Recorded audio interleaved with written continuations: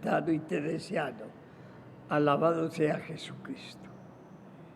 Un saludo que nos anima a seguir estudiando y meditando en este tiempo difícil que todos estamos viviendo. Para nosotros los carmelitas, un estudio de nuestro carisma. Nuestra razón de ser en la Iglesia. Nuestra misión en este momento de ser carmelitas fieles a ese gran carisma que manejó Teresa y lo dejó plasmada en sus fundaciones. Estos días estamos resolviendo una pregunta que nos hicimos. ¿Era necesaria la reforma de Teresa? ¿O es un lujo que se dio la Iglesia española y la Iglesia universal? Nuestra respuesta lo dice claramente que no, que era una auténtica necesidad. La Iglesia en la que Teresa vive, ama, sufre, muere, con gloria de ser verdaderamente hija de la Iglesia, necesitaba una reforma, necesitaba un momento de gracia. Se había roto la cristiandad, es decir, la unidad de fe de toda Europa. Había cantidad ya de credos, cantidad de iglesias, una cosecha de religiones. Se había rebajado muchísimo la moral del clero, el celibato. La vida religiosa estaba sufriendo un momento de decadencia en todas las comunidades. De modo que esta iglesia necesitaba gente aguerrida, que animara, que estuviera al frente de una reforma, de una transformación, de una verdaderamente, como se dice ahora, una nueva creatividad de la iglesia y de su visión. De modo que esta iglesia, pues, en la que vive Teresa y desarrolla su carisma fundacional, es la iglesia del concilio. En tiempos de Teresa se firma el concilio, se termina la cuarta etapa del concilio y se empieza su aplicación en países, sobre todo en Italia y España. Otros países tardarán un poco más en aplicar las conclusiones del Concilio de Trento. Fue un concilio que marcó la historia, aclaró muchas cosas de fe, abrió la reforma, abrió una época de reanimar la fe ante tantas dificultades. Un concilio que hizo cánones de fe y cánones de reforma. Aclaró los sacramentos, aclaró la Eucaristía, aclaró la dignidad del hombre. En cuanto a la vida religiosa, el concilio tuvo mucho que ver. No hizo una reforma como se hubiera deseado y un estudio profundo, pero puso los puntos principales para que fundadores, renovadores de la vida religiosa hicieran ese trabajo en el siglo XVI. Teresa participa del concilio, acepta el concilio. Varias cosas va a cambiar en su vida para obedecer al concilio.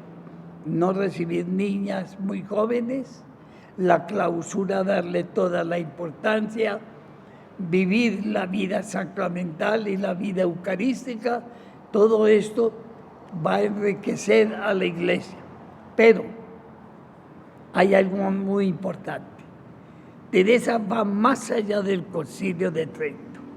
El concilio da cánones de reforma y cánones de fe, pero le faltaba la espiritualidad y ese elemento importante se lo va a dar Teresa. Teresa asume el concilio, lo profundiza, lo obedece, lo acepta, pero le da el valor que necesitaba para ser completo, la espiritualidad. Este es, pues, un elemento importante, el fondo sobre el que va a estar la renovación teresiana, el carisma fundacional de ella y de todos los fundadores. Un concilio que animó a la iglesia, que le dio un estilo de belleza que se llama el barroco, es decir, la belleza de la fe, la belleza de la iglesia, la belleza de nuestro conocimiento y amor del Señor.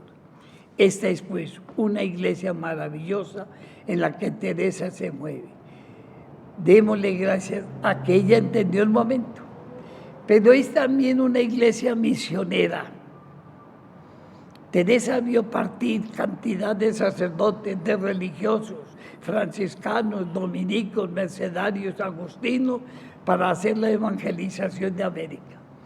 Dentro de las etapas de evangelización que ha manejado la Iglesia Católica, la más rápida, la más difícil fue la de América Latina, por la variedad de culturas y lenguas, de distancias. Sin embargo, los misioneros portugueses, los misioneros españoles hicieron el milagro que en poco tiempo América Latina tuviera a Jesús como maestro y a María como la madre de todos. Esa iglesia misionera, con tanta fogosidad, tanto sacrificio, tanta entrega, fue a la que Teresa aportó su deseo misionero, su oración por los misioneros, su interés por América Latina. Tenemos pues que al fondo del carisma fundacional teresiano tenemos que manejar todo un concilio renovador y todo un espíritu misionero. Hermanas, que no decaiga en nosotros el amor por la iglesia. Teresa la amó. Teresa se apasionó por ella. Teresa le entregó su vida. Teresa muere feliz de ser hija de la iglesia. Teresa nos enseña a que vivamos este momento histórico que estamos todos participando para que verdaderamente vivamos un espíritu eclesial y un espíritu misionero que reanime constantemente nuestro carisma comunitario, nuestro carisma carmelitano, nuestro carisma contemplativo, nuestro carisma de amor y servicio a la iglesia. Que Dios las bendiga y las acompañe siempre. Amén.